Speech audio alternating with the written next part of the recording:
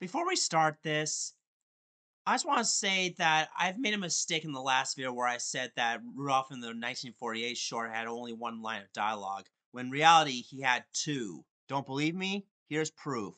Dear Mommy and Daddy, I have gone to help Santa. Don't worry.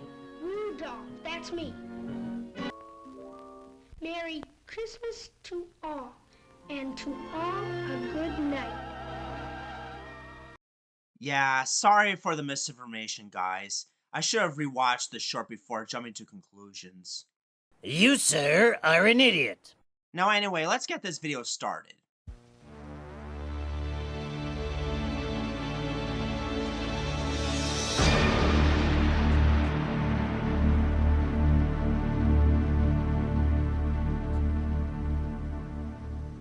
Merry Christmas, everybody! Trevor here, and it's time for my last top 3 ranking video for the year. We all know the story of A Christmas Carol, right? It's about a grumpy old man who hates Christmas and loves taking advantage of people around him, but soon learns his lesson after a visit from Jacob Marley's ghost, as well as the 3 spirits of Christmas.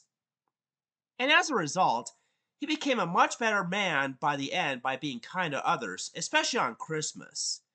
And those are some of the biggest reasons why A Christmas Carol is one of the best books ever written by the legendary author Charles Dickens. There are many adaptations of this story, each made by different companies, and some were even reenacted by different characters from different franchises. Some of them were good, while others, not so much. But today, we'll be tackling all 3 adaptations by Disney from faithful to the most faithful. I know I've talked about these before, but if you want more information on my thoughts on these, link will be provided in the description below. So without wasting any more time, let's start celebrating. Number 3 is Mickey's Christmas Carol.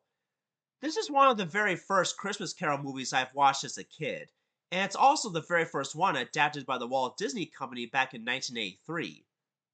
But in this version, Mickey plays Bob Cratchit, while Scrooge McDuck plays as Ebenezer Scrooge, which makes perfect sense.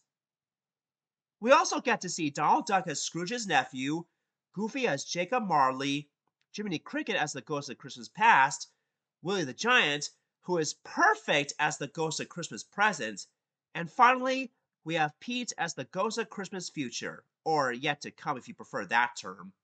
In my opinion, this is one of my favorite Mickey Mouse specials in general, along with The Prince and the Pauper and Mickey and the Beanstalk, which was originally part of the Fun and Fancy Free movie back in the 1940s.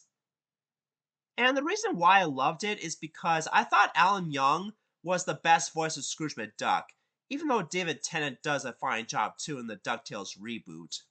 This was also the late Wayne Allwine's first voice role as Mickey Mouse, who in my opinion is one of the best voice actors for the character, even though Brett Iwan does a good job too in the years to come. But the biggest reason why this is ranked as number 3 is because of the title. In my opinion, it should have been called Scrooge McDuck's Christmas Carol, though I can totally understand why they called it Mickey's Christmas Carol instead, despite him playing Bob Cratchit in this, and that's because it's a Mickey Mouse special starring Mickey and his friends. But regardless of those nitpicks, I still think this is one of my favorite adaptations of A Christmas Carol by Disney. I loved all the characters, including Scrooge McDuck, the beautiful animation, the memorable song that plays at the beginning and end of it, and I even liked some of the cameos such as Rat and Mole, as well as those from Robin Hood. I highly suggest you give it an honest chance on DVD, Blu-ray, and or Disney Plus for the holidays. Coming at number 2 is A Muppet Christmas Carol. This is the secondary adaptation by Disney, and it was the first Muppet movie made 2 years after Jim Henson's passing in 1990. And there are many reasons why this is ranked as number 2. First of all, I thought Michael Caine did an excellent job as Ebenezer Scrooge in this version.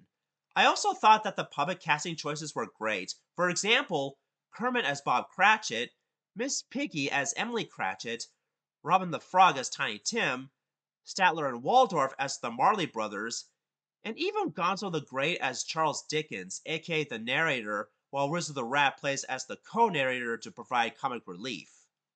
I even loved all the songs, including the emotional When Love Is Gone, which was unfortunately cut out in the theatrical release no thanks to Jeffrey Katzenberg, but thankfully you can still hear it on physical media such as VHS tape and DVD release.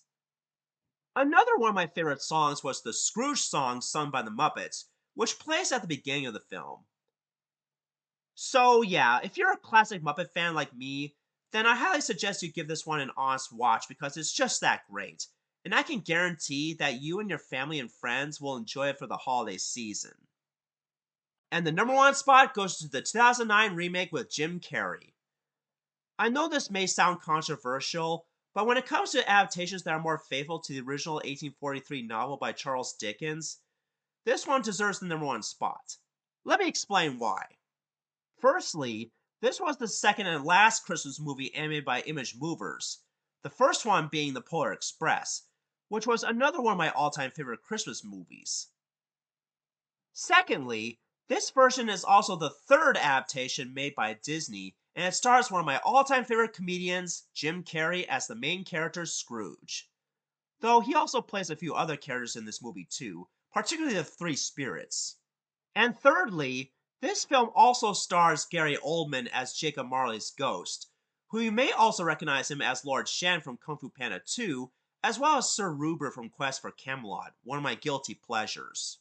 Now, despite this being my favorite Disney adaptation of A Christmas Carol, I still wouldn't recommend it to a little kid because it has a lot of scary moments, including plenty of jump scares, which annoyed the heck out of me, hence the PG rating. Also, does anyone remember this creepy scene with the ghost of Christmas past making weird faces at Scrooge, and that Scrooge had to get him to stop by putting his fire head out? Well, that's actually an overlooked detail from the original novel, except for the part where Scrooge flies off like a rocket at the end. That was designed for IMAX theaters. Speaking of which, another thing I didn't like about this version, besides the scary stuff, is that there are certain scenes like the Ghost of Christmas Present lifting the house up and making it fly around London. It just makes me airsick just looking at that, and I hate thrill rides in general. But aside from those things, I still think this is a more faithful adaptation to Charles Dickens' book than any other version of A Christmas Carol that I've seen. And it's also why I put this as my number one most favorite Disney adaptation of all time. And if you truly would like to see a version that's closer to the novel, then this is the movie for you. Now let me know which adaptation of A Christmas Carol is your favorite. Do you agree with my list, or have you seen better? And it doesn't necessarily have to be a Disney adaptation. It can be a non-Disney version like the one with George C. Scott in it as Scrooge, even though I haven't seen that one yet, but I'm sure it's pretty good. After all, I do like George C. Scott as an actor. This is Trevor Davis signing off and saying, Merry Christmas to all, and to all a good night.